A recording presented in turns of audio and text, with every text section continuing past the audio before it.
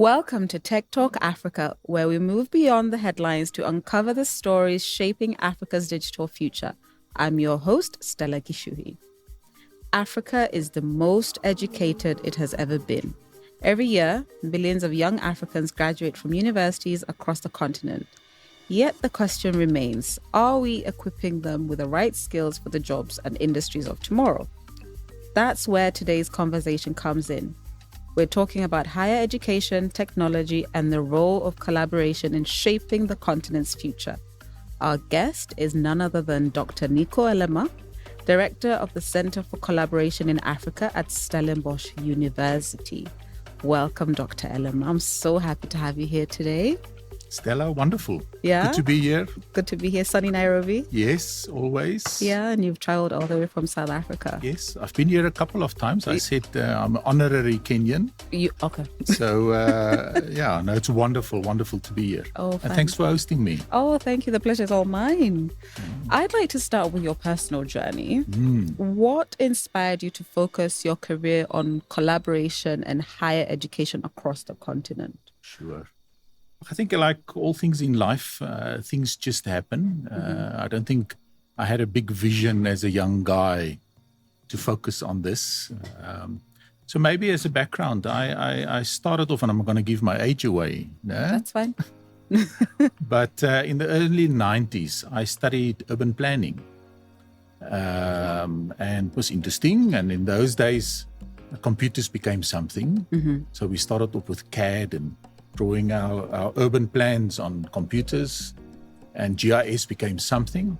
Okay. And then later on, it moved into information systems, and this is where my knowledge and experience and my passion for IT and ICT and things, I think also started.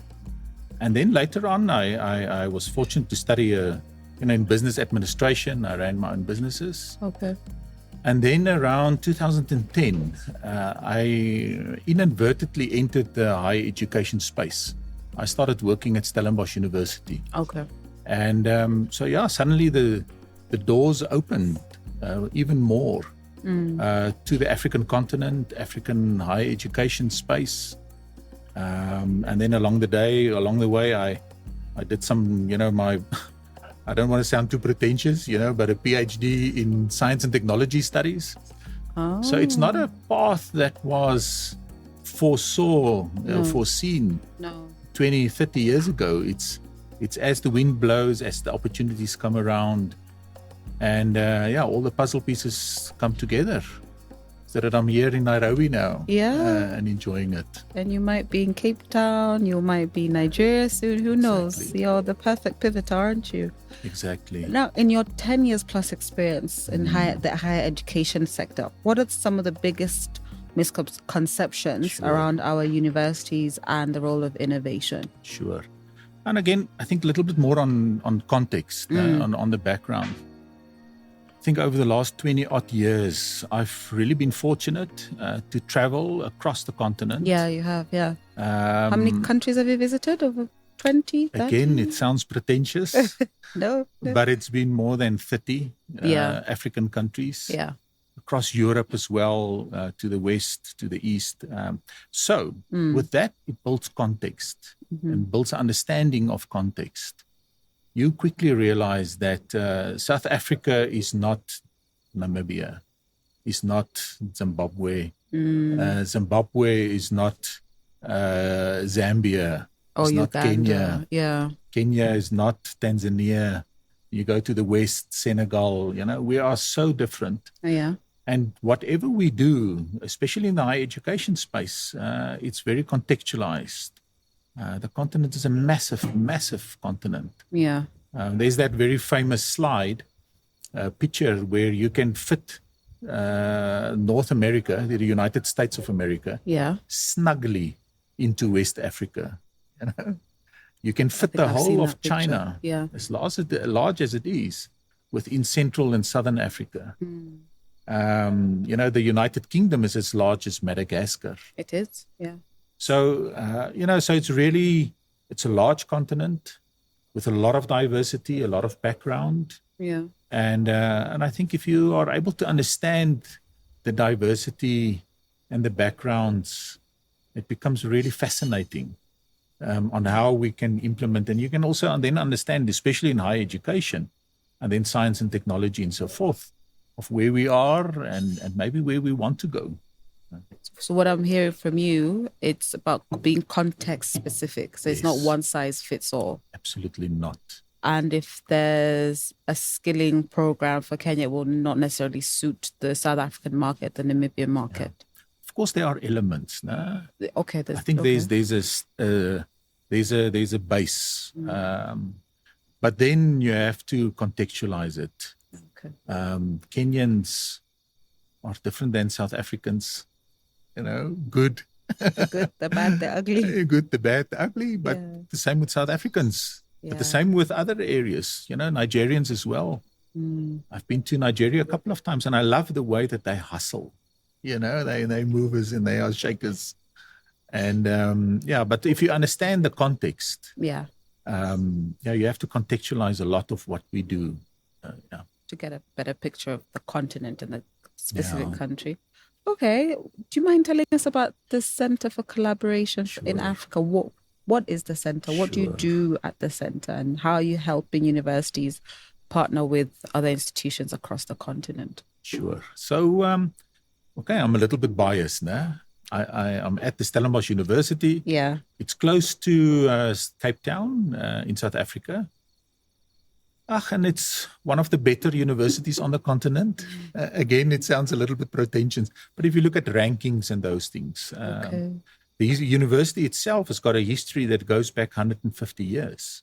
And it's been a university for the last 106 odd years. So it's a mature institution. Very mature. So with that maturity comes momentum. And of course, historically, we've had a lot of partnerships in Europe, to the east, to the west, even more. But for about 20 odd years, there's been a real growth in partnerships with other African countries. Okay. And to say, but, our new rector and vice chancellor, he's got a very clear message that the university is in Africa, with Africa, and for Africa. That it actually says a lot. So, again, to put that a little bit in context, they say there's about more than 2,000 universities across the continent, which is quite a large number. So we are a research-intensive university. You get universities that focus very much on undergraduate training and so forth. But then there's a big move at the moment across the continent, where a lot of universities are saying they want to be research intensive. It's a bit aspirational in a sense. Yeah.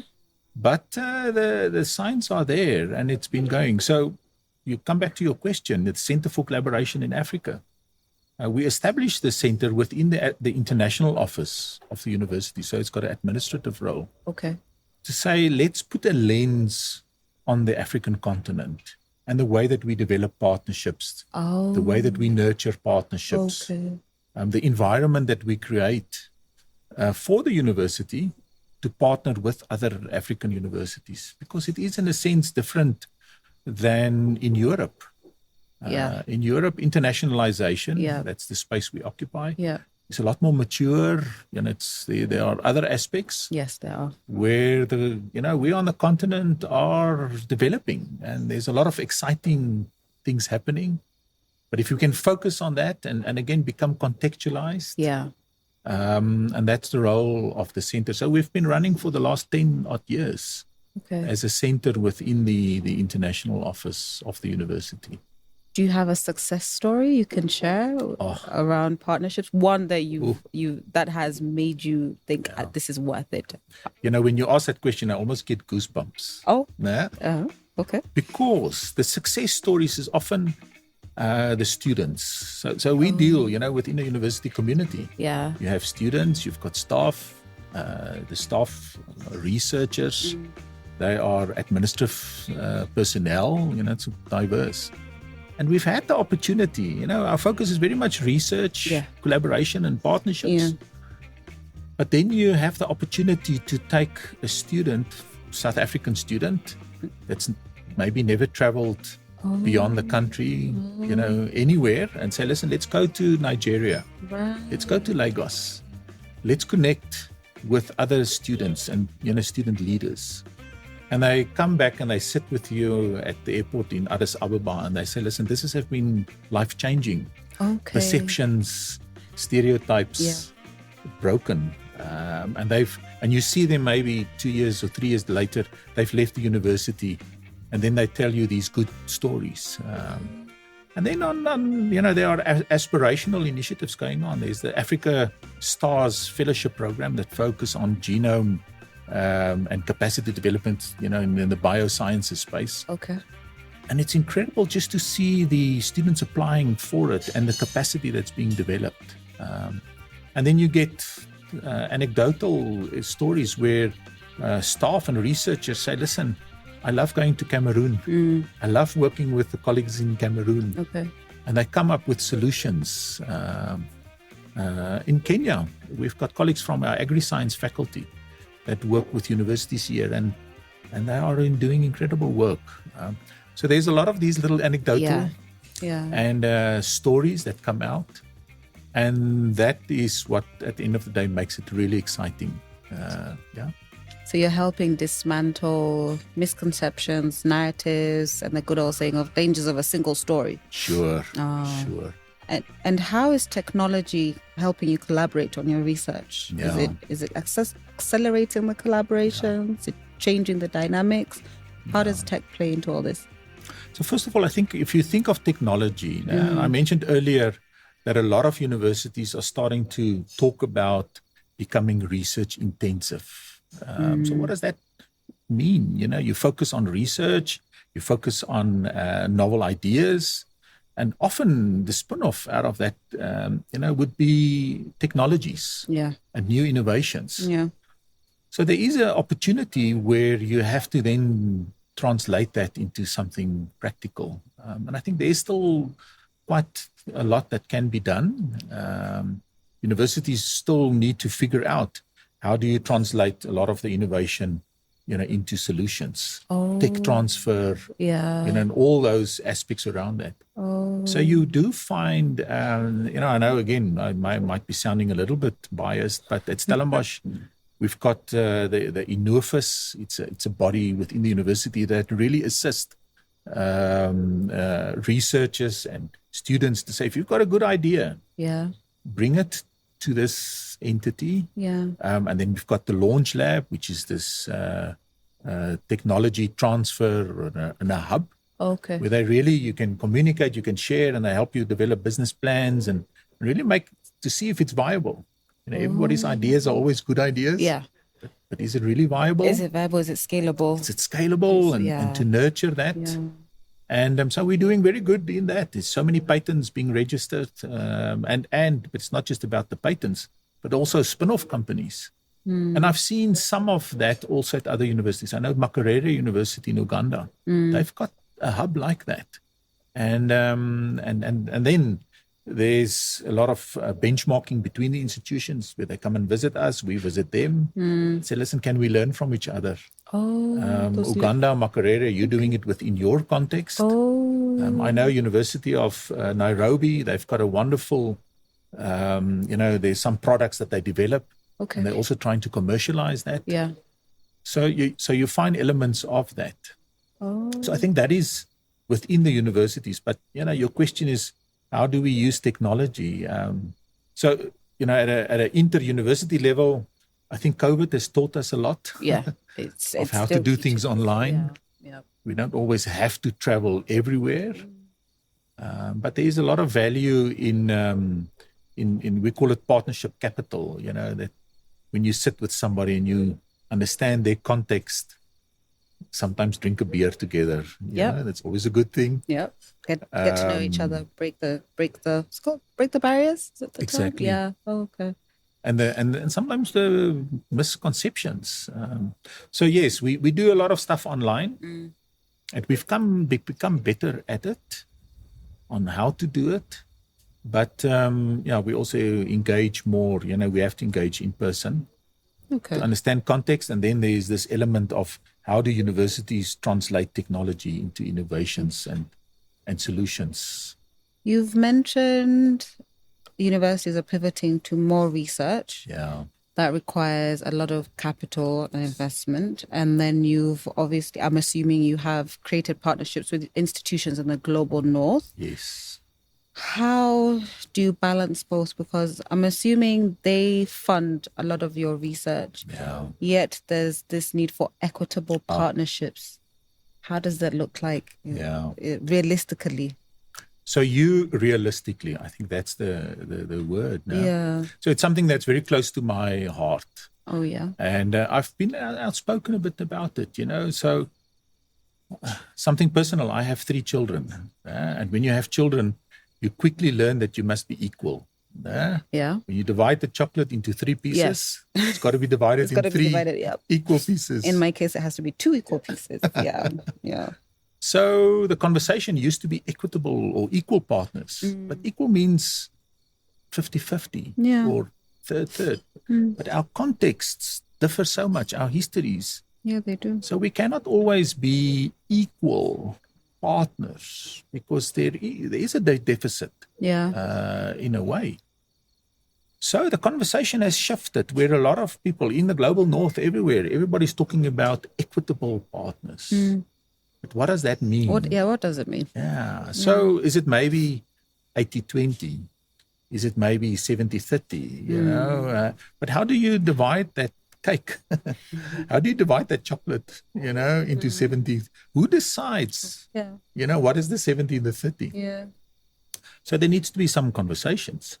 So what I've come to say is, I think it takes us a little bit further to say, equitable partners is at a financial level. We need to talk about 70-30, 80-20, because we are not equal.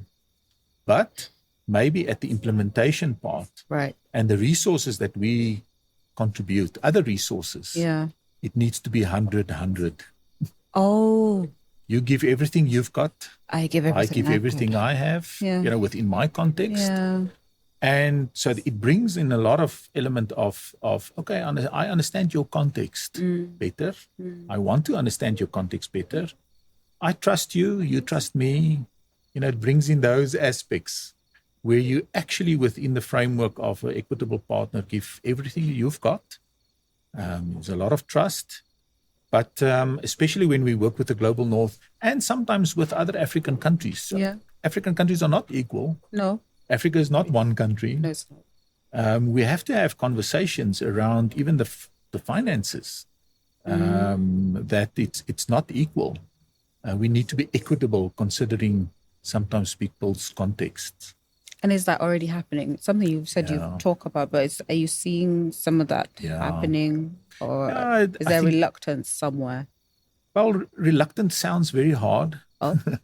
But I think there's still need to be a lot of water that needs to flow under the bridge. Oh. People are having conversations around equitable partnerships. Yeah. But I think we still need to go a long way in trying to understand what it really means. Yeah. And how do we really implement it. It's good to talk about it. It's good to say, now we're going to implement the equitable partnership. Yeah. But when the rubber hits the road, it's different. You often find that there's still prejudice or a colonial context that maybe filters in. And that's why you need to build trust, have trusted partners that you can have conversations with. Yeah. And say, listen, I might do things a little bit different than you, but we have the same goal and we will deliver and we will do what we have to do. So equitable partners is a fascinating conversation. And I think we still got a long way, but it's an interesting journey. I'd like to see. So I'd like to see it in practice once in a while. Then you have the Equitable Partnership Challenge. Then there's some other challenges: connectivity, digital divide, low digital literacy, and we often hear CIOs using these challenges as what's the word I'm looking for? They say that these are some of the barriers that they encounter a lot. So how can higher education lead the way in addressing these challenges? Is higher education addressing these challenges? I think that's the question I should be asking. I think we first need to talk about the challenges. I've been in this space across the continent, probably, again, I give my age away now, 20, 25 odd years. And I remember 20, 25 odd years, we were saying the same things, barriers to entry, infrastructure, so we've been saying it for a long time. Yeah. Yes, they are still there. Yeah. But look how far we've come for barriers of entry. So, are universities doing something about it? Yes, I think we've got to be. Everybody always talk about leapfrogging. The challenges, and then you find innovation, but it need not just happen in universities. There's so much innovation and good ideas outside universities that can leapfrog us into our challenges that we have.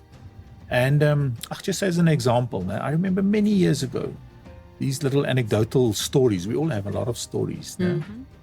I was in Accra, and I think it was around 2008, 9, more or less there. And I was speaking to people. I was very much into the open source software space. Okay. And I met a guy, and he asked my advice on how to implement. He's within this open source space, but he's trying to do work and so forth, trying to find a job. And I said to him, listen, you've got internet access, you're a developer, you tech savvy, become part of a community and tell people what you are doing.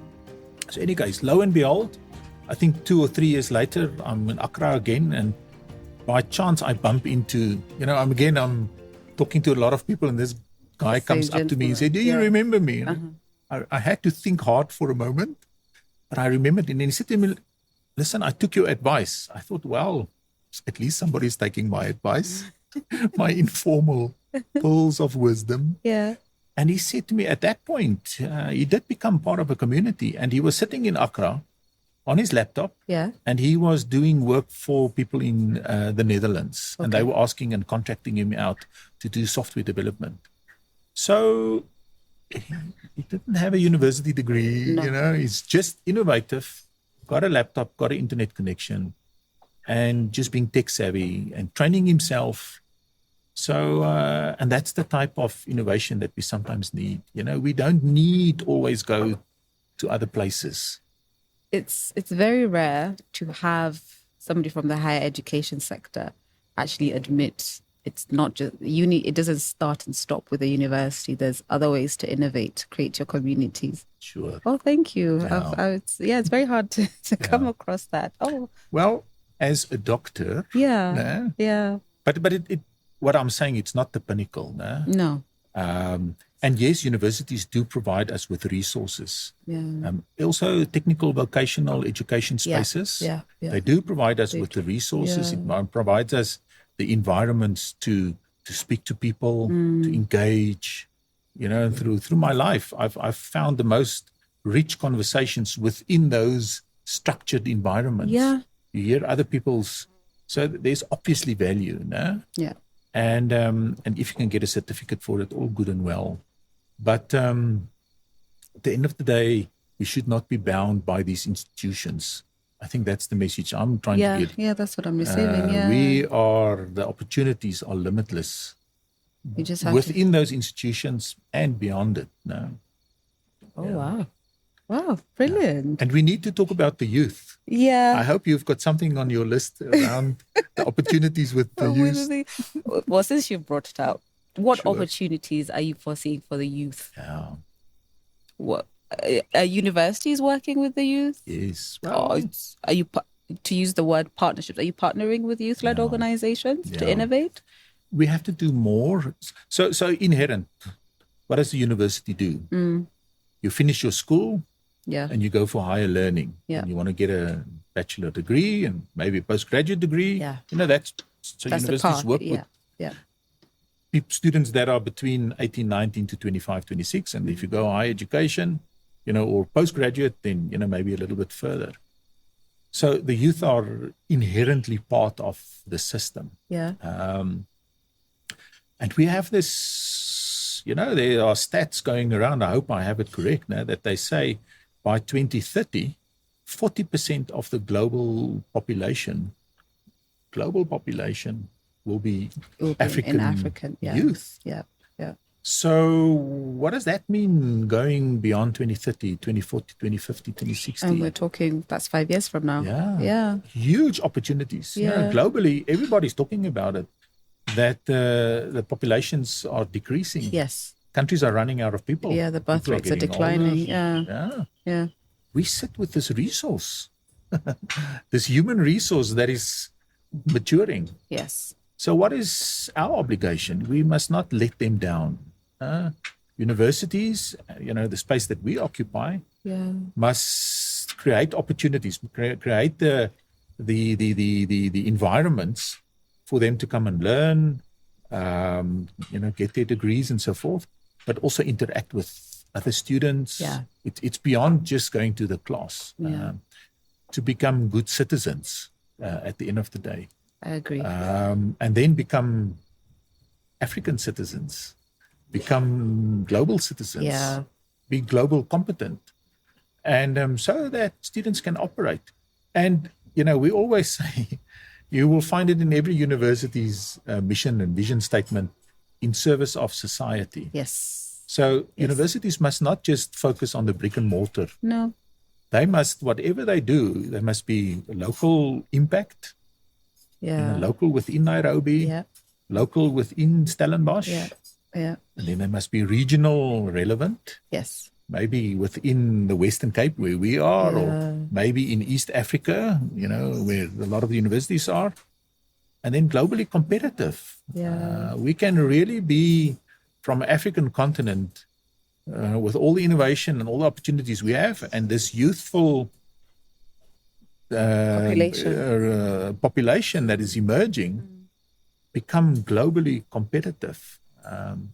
So there's real opportunities. So you're advocating for universities to go beyond the classroom, and have some community-led initiatives that will morph into something big and innovative. And is Stellenbosch doing that, or are you advocating for? Oh, you are? Yes. Are you involved in the local community? I must be careful to say it too quick, because often, you say yes. Yes, yeah. But and then you have to think, are we actually doing that? Yeah. But are we actually doing it? Yeah. And there's a lot of examples that you can go to. A lot of other African universities as well. There's a university, I'm so sorry, I can't remember its name now, that I once saw in, I engaged with them in northern Uganda. Okay. It's a university, brick and mortar, and they, this is what they do. Mm-hmm. But they've created physical spaces outside of the, on the university grounds, which they've developed within a cultural context. So you have the house, you have, like it is within the rural, the towns. Yes. Listen, you've got the brick and mortar there in the background. Yeah. But when they engage, they don't go and sit in that building. They go and sit there under the tree. It sounds primitive, but it's not. No, it's not. It's context relevant. And there's knowledge transfer taking place. Yeah. Let the elders come. Yeah. Let them sit there and because in their context, this is how they communicate. Yeah. And don't go into a clinical building that's cold and miserable. So I think we can learn a lot from that. Yeah, I agree. Not that we must now all go and sit under trees. Sometimes it will be nice. Just to strike a balance. Yeah, you're talking about striking a balance. And my alma mater do that. That's the University of Bradford in the north of the UK. It engages a lot with the local community. And what you're talking about, there'll be conversations in the town hall. Yes. Recently there was an Africa International Conference, and after the conference there was a gathering with the Lord Mayor of the town at the moment. So there was a level of exposure and learning. And now that you're advocating for blended learning, and we're talking about going digital, so will the institutions go fully digital, or it will be, and then given that we're a very cultural people, it's important to preserve that, isn't it? Yes. So we shouldn't go fully digital. we should have the infrastructure. Sure. Or what do you foresee? Yes. It's like I'm answering. Yeah, you've got questions. the answer. No, you obviously thought of it. No? Yeah. So again, in university, you've got different models. Yeah. In South Africa, we've got the University of South Africa, UNISA. Yeah. They are an online distance learning university. Okay. I might get the numbers wrong, but they have over 200,000 students. It might even be more. And you can enroll online, and that's their model. Okay. Most universities are not that. We are resident universities on campus, in person. Okay. And because you also create the space for students to engage with each other, right? And other aspects, of that, to sit in a class, to have a physical conversation. So I think that will always be there. We need these universities that are in person, but so you will find something in the middle. Again, if I talk about Stellenbosch, we will be a resident university. We are currently 35,000 students. That's but a good if number. you ever are, go to Stellenbosch, you will see that there's no more space for more students. Oh, the town cannot handle more. So if we want to, and it's not necessarily objective to increase student numbers, but if it would be, we would go into a blended format or hybrid, where you are in Kenya, and you take a postgraduate course or something, but you maybe spend a week or two, in person. Yeah. So maybe, more hybrid, more blended opportunities. And but the future holds a lot of opportunities, credentialing, micro-credentialing. We're not there yet. We're getting there. And we're getting there. Yeah. So I think distance learning will become something, but it will not necessarily be full distance learning. Yeah. At least not for the foreseeable future. And that's for African universities? That's for African universities. Okay. Yeah, I think in our context. Okay. Yeah. But remember, there are over 2,000 institutions. And that number it's likely to grow, isn't it, in the next 5 years? Yeah. It creates its own challenges, no? Yeah. We must make sure that the universities are accredited, quality, all those aspects. Yeah. You cannot have an environment that everybody that's got a good idea just starts a university and it becomes a money-making racket. Yeah. And then it's not sustainable. It needs to be sustainable in all aspects. Okay. And it needs to be accredited. You have to stay within those frameworks. So that you don't let students down at the end of the day, Yeah, and I think there was a huge wave in the UK a few years ago. I can't quite remember when a lot of institutions were losing their licenses because it's what you're saying. It became a money-making scheme, which now brings back the question to you. How then are you balancing academic rigor and technology? Sure. In Stellenbosch, because it's not just you, a lot of institutions. Sure. Now there's AI. Exactly. Yeah. I was thinking of that when you asked the question. Yeah. So yes, AI now. So again, let me step back a moment. I'm incredibly excited about AI technologies now. Yeah. And I remember, now I sound very old when I say that, but I remember clearly, I think it was in the late 90s when a colleague of mine called me over. And he said, look at this new search engine. It's called Google. And we couldn't really pronounce the name right. Yeah. And it still had a little meter at the bottom of the search bar that said, we've indexed so many pages on the internet. Mm-hmm. And when I saw that, it just like a light bulb go off and say, it's search on the internet is going to be different from now on. Yeah. You just knew it. Yeah. And I had a little bit of the same experience when I saw AI, Chat GPT, somebody, Gemini, whatever. And you start playing around, you start asking questions. Yeah. And then you realize the potential. Mm-hmm. Okay, so it's fascinating. But the more you play with it, the more you have questions as well because of accuracy. And you think, these things. And then, so what I'm saying is, obviously, within universities, we have to embrace these technologies. You cannot run away from it. You can't ban everybody and say you're not allowed to use Google. You couldn't. You couldn't ban everybody to say you're not allowed to use Wikipedia. Yeah. Because it was a platform, but it's a stepping stone towards something bigger. No? I think we were banned from using Wikipedia. Yeah, initially, no? Initially. But later, as we started to understand it better and the gaps and so forth, and the challenges, now you say, okay, you're not allowed to reference it. Okay. So the same with AI tools and technologies. I think universities become and research systems in general. Mm-hmm.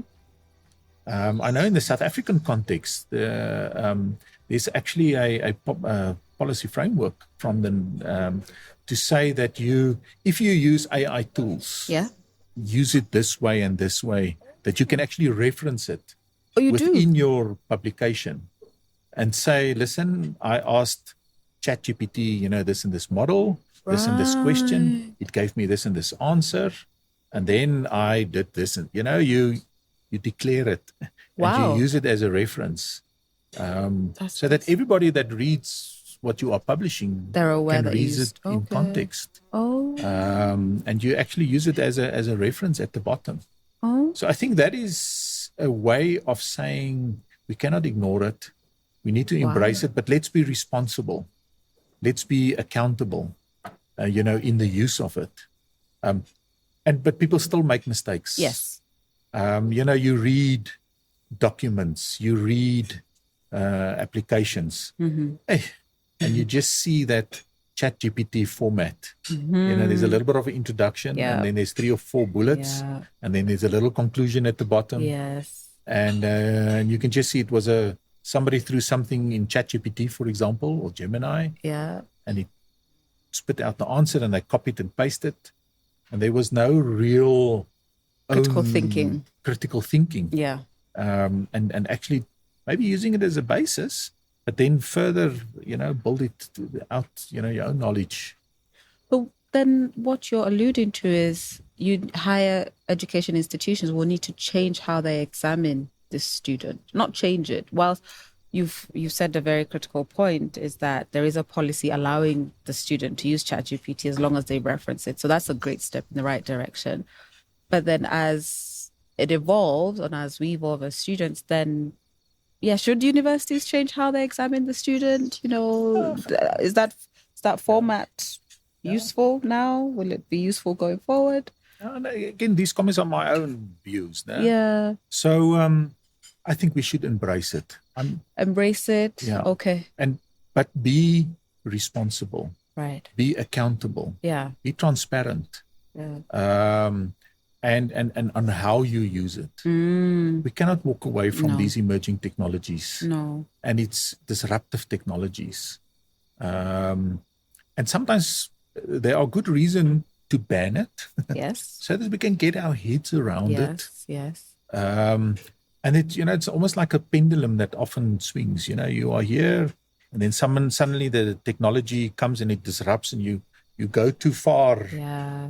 The pendulum swings too far. Yeah. And then over time, the pendulum finds its resting point in the middle, as we are able to figure this out. And we can really say, okay, this is the way forward. Okay. I think the challenge is that it's so quick, and the innovation within it is so rapid. So while we're still getting our heads around it, the technology itself is changing. And to add on to build up on what you're saying, it's so quick, it's so rapid, it has a lot of funding following it. So what does this mean for my beloved social sciences? Yeah. Listen, we're embracing tech, but people social science will always be involved in technology. Yeah. They will never. That's again my personal opinion. And maybe because I also come a little bit out of the social sciences. You cannot let a technocrat or a techno savvy. It has happened. People come up with great ideas. Yeah. They go down in the dungeon and they code something and they create an application. Yeah. But more often than not, it fails if they haven't engaged with the people and they haven't stakeholders, the right stakeholders. Yeah, because there's a push for behavioral scientists now to join AI developers, anyone in the AI world. Yeah, exactly. So I think we need not be concerned about it. I think the social sciences and, as you say, the behavioral sciences will always, if you want to do it right, it will be part of the mix. Okay. But we need to push it, and to make sure that, those sciences remain on the table. Okay. Because it's big, especially within the African context. Yes. This is our history. That's our way of doing things. It's within the social sciences. Yeah. But we need to find that balance with, let's call it, the hard sciences, the other sciences as well. Yeah, thank you for saying that. So when CIOs are saying, going back to a couple of episodes ago, in cybersecurity, there's a shortage of 2 million cybersecurity analysts. Sure. And an organization will say, okay, let's pivot and just look for cybersecurity analysts. But from what you're saying, in creating the next graduate, molding the next graduate, they also have to be equipped with the social skills, the soft sciences. Yes. Therefore, my question here then, what role can CIOs play in partnering with you to say, this is the skill set I would want for my company or for the industry going forward? Sure. Yeah. So again, let me go back. About 25 years ago, I did a MBA. Now, again, it might sound a little bit pretentious, but the perception often with somebody that's doing a master's degree in business administration, it's a bunch of bean counters. It's people that come out of the commerce. A bunch of what? Bean counters? Bean counters. Oh. Sorry. All the lingo that we use. But people that come out of the commerce, and then you do an MBA, and it's a lot about finances and so forth. Yes. And we had an incredible conversation, and it was around mid-2000s in the class one day to say, what is the future of a typical MBA student? And then the conversation pivoted to say, it's people that become CEOs. Maybe CIOs would probably, they have to be especially CIO tech savvy. Yeah. But they might just come out of the social sciences. Yeah. And not necessarily, more. I'm not saying it will never be the commerce. Yeah. It will always be an element. Yeah. But especially in the CEO, CIO environment, I think you really need to understand your client, the client needs. And you cannot just build, you need to build tech solutions. Yeah. Because it's the environment that we run in. But at the end of the day, if you want to make it successful, and the client need not be the person in the street. No. It might be another company that are using your solutions, or the people within your organization using the solutions and the technology. And you need to engage with them and how they use it, how they adopt it. Right. You cannot just drop a technology on the table. No, you can't. There's a people factor there, isn't it? It's the people. And nobody, gave anybody a mobile phone with a training manual. No, they didn't. Or call you for training and you go to a center to use a mobile phone. You just got it and it is so user-friendly. These technologies were built with the user in mind. Yeah. And I think that is important. We need to build and implement technologies with the end user in mind. So it really becomes intuitive, user-friendly, that my dear mother can also just do it and without having trouble. So the workforce of the future needs to have the end user in mind. I think so. I think you're the first person I've heard say that.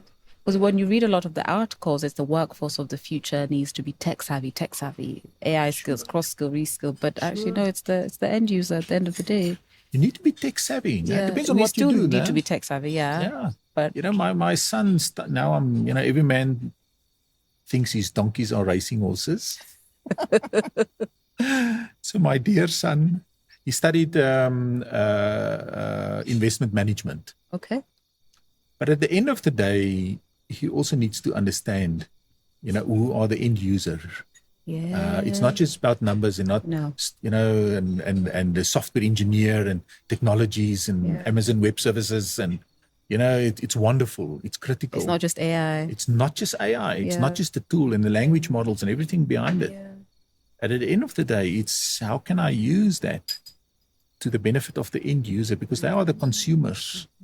And this, and the interface. If my technology interfaces at any level with the end user, I need to keep them in mind because they are the consumers. Well, end user, consumer focused drive for the workforce of the future. I'm surprised that you say I'm the first because. Okay, maybe there's quite a lot of you. It's just you're the first I've interacted with to say this. Okay. And to wrap up, what is your final message for our audience about the future of African higher education and its role in shaping the continent's digital destiny? Sure. Yeah. I think you've picked up that I'm an optimist. You are. I have picked that up. Afro-optimist. Afri-optimist. I'll use that. Yeah. I've learned something new. Bean counter, Afri-optimist. Mm-hmm. You've learned a few new words. Yeah, a few new words, yeah. But I think the message is that, looking to the future, huge opportunities. Yeah. There's emerging technologies. Yeah. We must embrace them. We must be responsible. We must be open to learn. We spoke about end users. Yeah. And it's a message to this youthful population, the youth, is to say, just grab all these opportunities. There are things that are happening now that we are not even thinking of. There are things that's going to happen. Yep. Who thought of AI technologies even 5 years ago? Maybe some people in some spaces. Yeah, but it's not what it is now. It was not mainstream almost as it is at the moment. No. So I think grab those opportunities, be incredibly innovative. Don't let people say, all these barriers to entry. Yeah. Because we've been saying it for a long time. And it's not going to stop. And it's not going to stop. Yeah. In 20 years' time, we'll probably still say the same things. Yeah. Hopefully a little bit less. But, we have a lot of opportunity. And then, yes, we are part of a global arena. Yeah. And we must be global competent. Yep. We must be able to stand our ground and our space and own our space, shape our own agendas. I think we can do it. I think we will do it. Even us that are still young at heart, we must continue to do it and embrace it. I love your level of optimism. It's going to rub off on me. I hope it's not misguided. No. No, it's not. Well, and realistic. It's very realistic. Well, you heard it right here from Dr. Elema himself. Thank you so much for joining us. To our audience, especially the CIOs and tech leaders, the graduates we're talking about today are tomorrow's talent in your teams. Their readiness, their digital skills, and their worldview will shape your business success. And always have the customer in mind. Thanks for tuning in to Tech Talk Africa. I've enjoyed this conversation. My name is Stella Gichuhi. Goodbye.